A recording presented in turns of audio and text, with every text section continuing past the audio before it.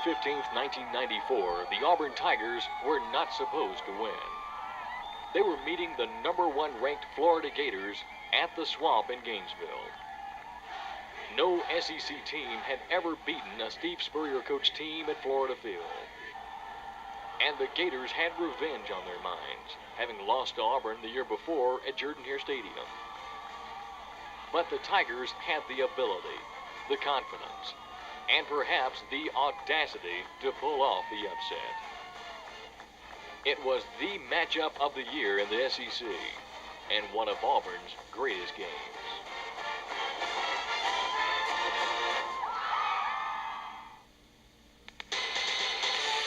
The Auburn Tigers. Their heroics are legendary. D formation handed off to Bob James, the left halfback. James breaks to the outside. Fredrickson gets the block, goes to the 20, to the 15, to the 10, to the 5. Touchdown, Dr. Fredrickson. And here's Sullivan faking to Henley. Sullivan's going to go very long for Beasley. He's there. Touchdown, Auburn going after it. Here's a good snap. It is blocked. It is blocked. It's caught on the run. It's caught on the run. He's going to score. David Wagner. David Wagner has scored, and Auburn has tied the game. Nixon's going to float one for Sanders. Sanders. Oh, he caught it at the 2, and he dived in. Touchdown, Auburn. Touchdown, Auburn. Oh, my goodness. After more than a century of highlights, championships, and breathtaking victories, still some games stand out above the rest. These are Auburn's greatest games.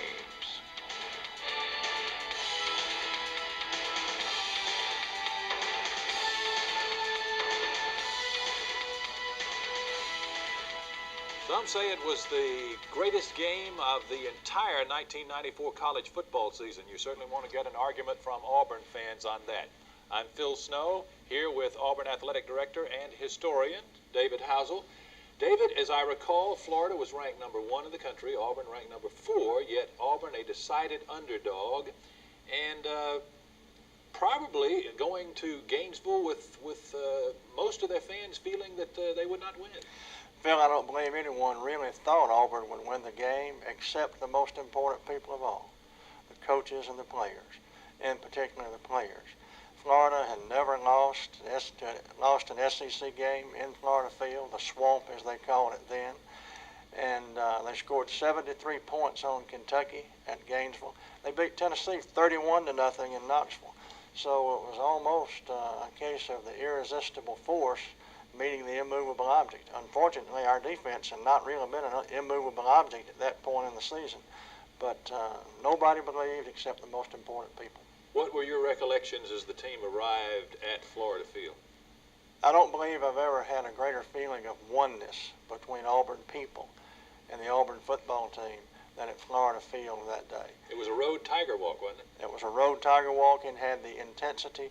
And because of the space limitations, the buses unloading right there at the gate, it almost had the feeling of the size of a Tiger Walk in Auburn. Not just any Tiger Walk in Auburn, but an Alabama Tiger Walk, a Florida Tiger Walk, a Georgia Tiger Walk, or a Tennessee Tiger Walk. If we were going to go marching into the Swamp, we had our people there. And it took every one of them. Let's take you back now to October 15th, 1994, Auburn, Florida, one of Auburn's greatest games. Coming out of the locker room, it was obvious that the Tigers had no fear of the Gators. They shut down Florida on its first series of downs. But Auburn soon faced its own test of character. 3rd and 11 from the 31. Florida with 5 men up at the front line. There's the deep snap to Nix. Fires over the middle. A pass is caught on a beautiful catch for a first down up at the 48-yard line by Thomas Bailey. Diving grab for 17 yards and an Auburn first down, the first by either team in the ball game.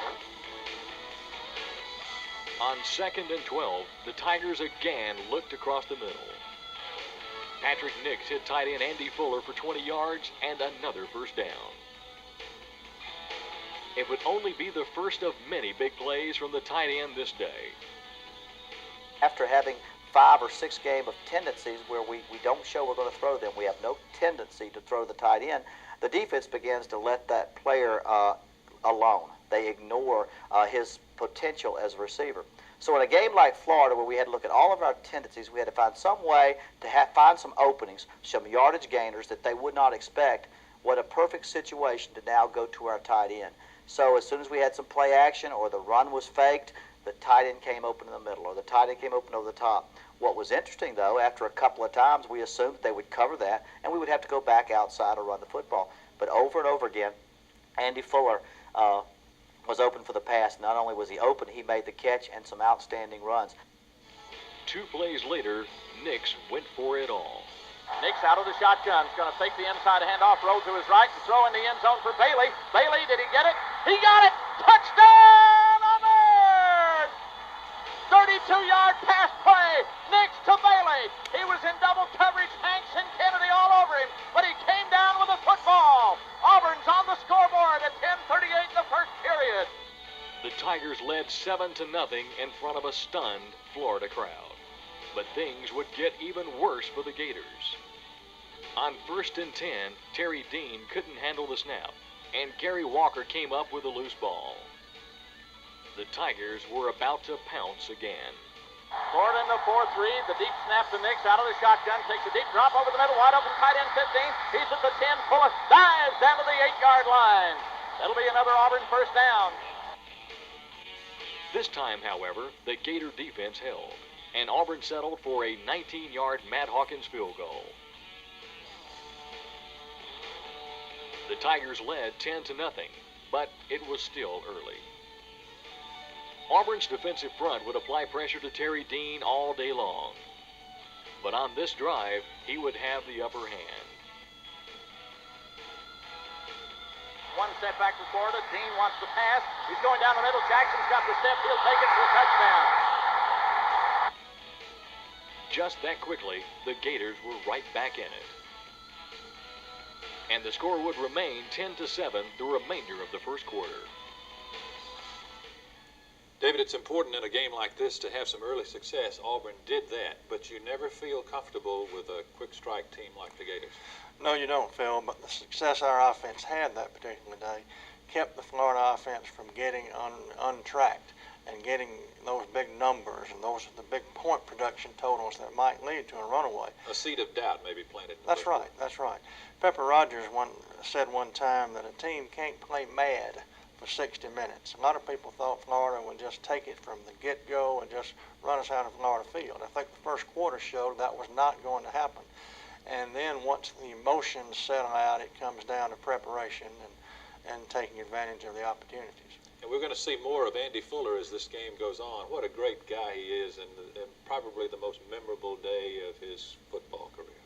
He made many big plays that day, and he was big number 82 was reminiscent of some of those big plays Jeff Parks made in the 1982-83 run.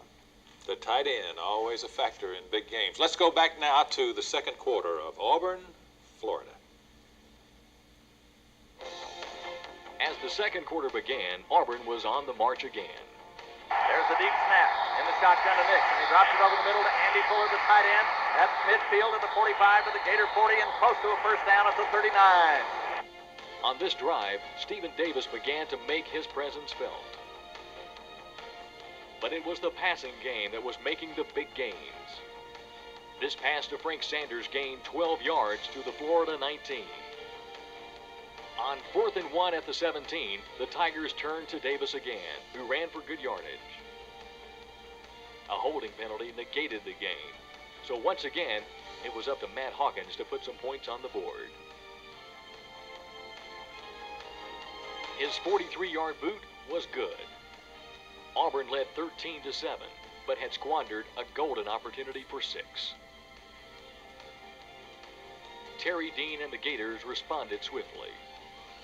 First, Dean hit Aubrey Hill with a 25-yard completion. Then he countered with a 15-yard run by Fred Taylor. But as Florida neared the Auburn goal, the Tigers' defense tightened. One running back for Dean. Dean wanting to throw, hit as he got it away. He fires, pass is intercepted at the goal line, and stepping out of bounds at the Auburn 1 is Brian Robinson. While the interception killed the Gator advance, the Tigers found themselves penned against their own goal line. All they could manage against the tough Florida defense was to push the ball out a yard or two, making Terry Daniels' punt a very difficult task. Daniel managed to boot the ball across the 50, but a fine return gave Florida great field position. On 1st and 10 from the 31, Fred Taylor took a swing pass and carried it all the way to the Tigers' 13.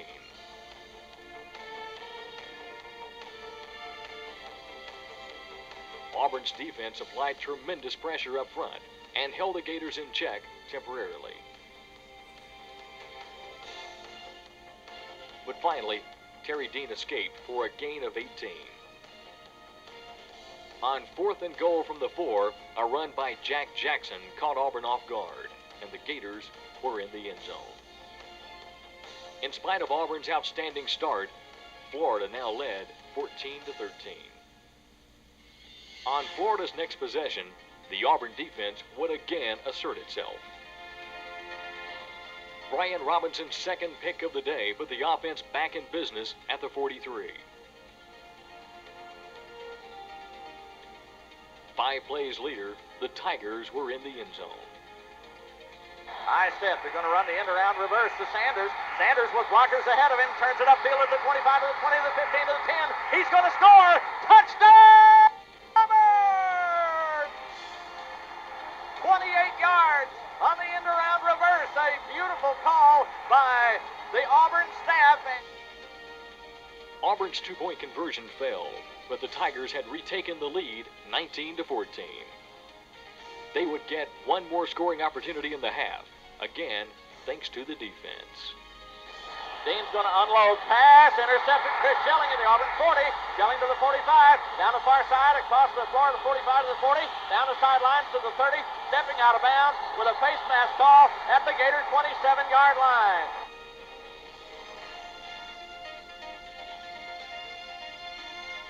Auburn had snared its third interception of the first half.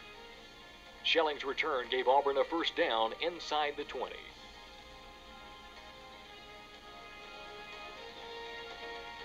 Matt Hawkins tacked on 3 more points to the Tigers' lead as the clock ran out on the first half. Another Florida gift had led to Auburn's surprising 22-14 lead. So important on the road against the #1 team in the nation to go in with a halftime lead. I'm sure the dressing room was upbeat, but I recall Wayne Hall, David, saying that this was one of the best defensive efforts his team had had in a long time. To give up 33 points and still play well on defense speaks well of the other team. You seldom stop a Steve Spurrier team, but you can slow them down, and I think, as we've just seen, time and time again, the Auburn defense came up with great plays. Great individual plays, great team plays, plays that gave the offense a chance to keep the ball, get some points, to keep the Florida offense off the field. All in all, it was just a great team effort for Auburn at Florida Field that day. And definitely the seeds of doubt were sown by then for the Gators. I think they knew that it was not going to be as easy as they might have thought, or that some of the national media might have thought. I think Auburn people talked about being believers that day, going to Florida Field. They believed in Auburn football. They believed in the 1994 team. They believed in Terry Bowden. Well, if they were believers going to Gainesville, they were true believers when they left Gainesville that afternoon. You know, Auburn had not beaten the #1 team in the nation since beating Georgia 27-13 in 1942. Wow. And this particular victory at Florida Field will certainly go down in history as one of Auburn's greatest games. People will be talking about this one 15, 20, 30 years from now. Here we are in 1994. They're still talking about a game that happened, 52 years ago? And 52 plus 1994. They'll still be talking about Auburn and Florida in 1994 at Florida Field. Let's get back into the third quarter. The moment of truth comes for the Tigers because they have to play from behind for a change. The third quarter began the same way the first half ended. On Florida's first possession, Terry Dean was victimized by the Auburn secondary. Will he throw? He'll play fake, and he wants to air one out over the middle. Pass is intercepted by Auburn's Fred Smith. Intercepted by Smith at the 44, and he falls ahead of the 47-yard line. Patrick Nix quickly found Thomas Bailey for a gain of 9. Stephen Davis then took the ball around the left side for 19 yards to the Florida 25. But the Tigers were stymied at that point. A Matt Hawkins field goal missed wide right, so the score remained 22-14. When the Gators took over, they had a new quarterback, Danny Werfel, and he came out firing.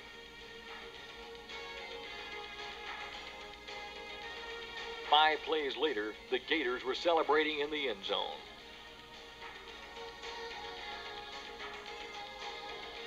With the score now 22-20, Auburn still led, but only by 2 points. An entire quarter remained in the contest, and you had the feeling that the game had just begun. Auburn still holding to a slim lead, but as we all remember, the lead would go away, come back, go away, finally come back, David. The most important thing is, Phil, it came back. It came back. And it came to stay forever.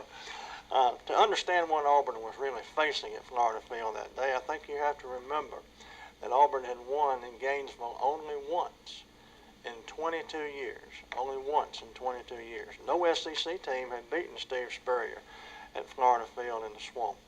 Coach Pat Dye said, and I believe every Auburn coach who has coached there said, that Florida Field is the toughest place in the Southeastern Conference to play. We'd like to think Jordan-Hare Stadium is pretty tough, and it is pretty tough. But Knoxville, LSU, Legion Field, you name it. In the fourth quarter, with the Gators in the game, because of the configuration of the stadium. Especially since they have the new end zone. The new end zones are real high, that the noise just stays in. So every advantage was to Florida in the fourth quarter. Every advantage but one. Heart and confidence and the belief in themselves. Okay, strap on the seat belts and let's see the concluding quarter of Auburn, Florida, 1994. Despite a pounding by the Auburn defense, Danny Werfel stood his ground and injected new life into the Florida offense. On the Gators' first possession of the fourth quarter, he struck pay dirt again. Werfel looking to throw, has time. Wide open out in the flat at the 15, to the 10, to the 5. Will he score? Yes, touchdown for Ike Hilliard. He was absolutely wide open in that play, covering 17 yards. For the first time in the game, Florida had the lead, 26-22. How would the Tigers respond to the pressure, the crowd, the deafening noise? They answered that question on the very next possession.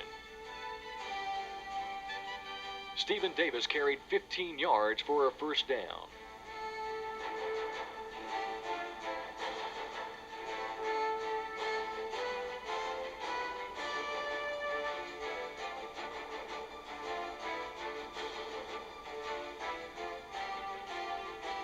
Thomas Bailey caught a pass for 12 yards and another first down. Then, Patrick Nix looked again for Andy Fuller. Out of the shotgun. Nix in trouble, throws over the middle, wide open, tight end, 25. Breaking a tackle is Fuller at the 20 to the 15. He's down the far side to the 10 to the 5. He's going to go. He is in. Touchdown! Auburn! 30 yards as he broke the tackle of Anton Lott out at the 25-yard line. The score now read 29-26 Auburn, with 8:45 remaining. It would seem like an eternity. Werfel and the Gators continued their assault. An effective mix of the run and the pass had the Tigers off balance. And Werfel will throw. He has time, and he's going for broke, and Jackson's wide open in the end zone for the touchdown. And Chris Schelling is appealing that he was interfered with. The touchdown pass made the score Florida 33, Auburn 29, with just over 5 minutes left in the game. The Tigers were now battling not only the Gators, but the crowd and the clock. The odds were not good, but the Tigers battled on. Werfel's going to have time to throw, and he'll go long down the middle of the field. It's going to be Ryan Robinson making the interception at the 35, breaking a tackle at the 40, and stepping out of bounds at the Auburn 45-yard line. Werfel throwing it down the middle of the field. Apparently a busted play for Florida, and Robinson has his third interception of the afternoon.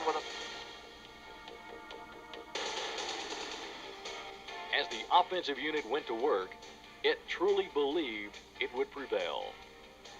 The thing about it, Patrick came to me with like a minute or something going to the game. He said, "Oh, when we get the ball back, we're going to go down and score. Look at me, Frank. We're going to go down and score." And he pulled my shoulder, and I said, I got you, Patrick. I understand." And we went on the field, we got the ball back, went on the field, the lineman, we said, "We're going to go down and score." Shannon Robic, Victor Riley was positive. And but coming from him as a freshman, because he was so positive, believing that we was going to win, that kind of took a lot of pressure off everybody, and everybody had the confidence. So going in that thing, because everybody was poised and everybody was confident about winning, we just believed that we was going to win. There was no doubt in any of our minds that, we were already talking that, okay, we're going to get the ball back. We've got to score a touchdown. We've got to move quickly, get to the ball, get on the line of scrimmage, if we got to get in the huddle, whatever. I was talking to Shannon, about it because he sort of controls the offensive line and their movements. And, I was talking to him about it, and I was talking to the receivers and, sort of giving them ideas of what we might do. And I'm talking to Coach Bowden about some things that we might do. And next thing we know, we get the interception there on third down and get the ball in good field position. And I think that, sort of gave us a little bit of a spark, because instead of standing on the sideline and waiting for them to punt and thinking about it and that kind of stuff, all of a sudden we were on the field playing, and we didn't have a chance to think about it or anything. It was time to react and to play. And I really believe that you play better when you just react and when you don't have to think. And I think that gave us a chance. And despite the optimism, the Tigers threw 3 straight incompletions to bring up 4th down. Still, they weren't worried. There seemed to be no doubt in Coach Bowden's voice and the other coach's voice, no doubt in the players' looks and in their voices that we were going to get the job done. And with just 57 seconds left, the game rested on this one play. It was Nix to Bailey, and Auburn had 4 more downs. Then Nix dropped back again and found sophomore Willie Gaucher, who made the biggest catch of his career. The Tigers would need just one more play to make history. Patrick came to the huddle. He called a Liz flip. Well, that's me and Thomas to the left. Liz flip 178 Mustang. And the flip is for the back, so he'll go to the other side, kind of make sure that everybody think that's the strong side of our offense. So they come out. I go to the huddle. I look. I'm checking to see if anybody else is a devil coverage on me or not. I didn't recognize the blitz. Patrick did. I look up. There's Gilmore on me, number 35. I look back at Patrick to make sure that he sees what I see. And when he said hike, I just saw touchdown. It was just one of those things that if you could draw it up, you wouldn't draw it up any differently. They came at us and blitzed us and went man-to-man against Frank, and we had a flag route called, and that's one of our better man routes. And Frank is by far the best man receiver to go up and catch a ball. And 2 wideouts to the right, 1 to the left. Florida's got the big rush on Nix. He floats one in the end zone. It is caught! Touchdown, Auburn! Sanders caught it! Touchdown, Auburn! Touchdown, Auburn!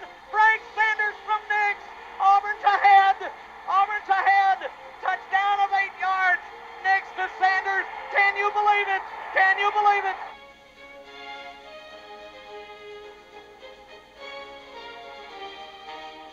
The Cardiac Tigers had done it again. The Nix to Sanders combination had produced another miracle. The Tigers defeated Florida 36-33. Number 1 was dethroned. The Auburn Tigers had the audacity to refuse to lose.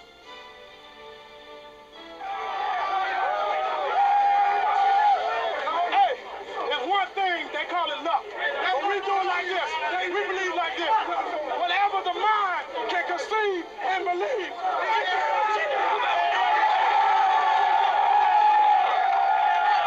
Man, there are so many heroes. So many heroes. When you out there and every single one of you believes you got to do the thing that wins the game, and every say, if the world didn't believe it, You're number one today. I don't care what they say. They had made us the biggest game in their history. The largest crowd ever to see a football game in the state of Florida were there. National TV audience. Everyone expecting Florida to go on and win a national championship. Auburn goes in there, and there is no fluke. There is no mistake. There is no weird transpiring of game. There was a game which Auburn and Florida played two great football games, and Auburn won the football game. That did something different than all those other games.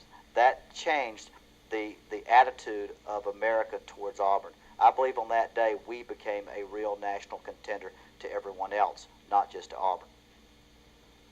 No doubt, one of Auburn's greatest games, and Coach Terry Bowden made a good point. It established Auburn as a national football power again. I think Coach Bowden is exactly right. From October the 15th, 1994 on, the Auburn football program would be viewed in a different light by the national media. Auburn would be considered one of the premier programs in this country.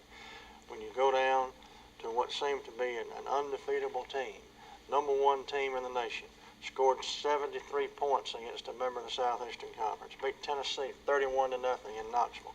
Auburn goes in, knocks off the number one team in the nation on its home field. But never again would Auburn be considered anything but one of the nation's premier football programs. And Coach Bowden established himself as one of the nation's premier football coaches. They can say what they want to about the win over Florida in 1993. They can say what they want to about the 11-0 season in 1993, but the win over Florida, as Coach Bowden indicated, proved once and for all those good things were no fluke. And it's interesting that the signature photo for the 1993 and 1994 teams would be Frank Sanders going high in the air to pull down a pass from Patrick Nix. A tremendous Auburn story of his maturity as a man and a football player. You're exactly right. The celebration at Danley Field when the plane touched down was something to remember too, David. Well, I don't think they were celebrating the plane touching down, Phil, as much as they were the victory over Florida. About 4,000 people out there, and the coaches did a wonderful thing. They stopped the buses and let the players go out and thank our people. I remember two things about that celebration. One was the intensity and the tears in the eyes of the Auburn people.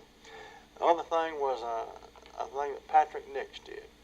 There was a little boy in a wheelchair who held up a sign, "I love Patrick Nix, War Eagle." And Patrick worked his way through the throng and found the little boy and shook his hand and gave him an autograph. Auburn's win over Florida was truly a magnificent thing. Even the Alabama people got caught up in it. I also remember there were two people there, young people with Alabama jerseys on, number 54. And obviously that was Leroy Jordan's number at Alabama.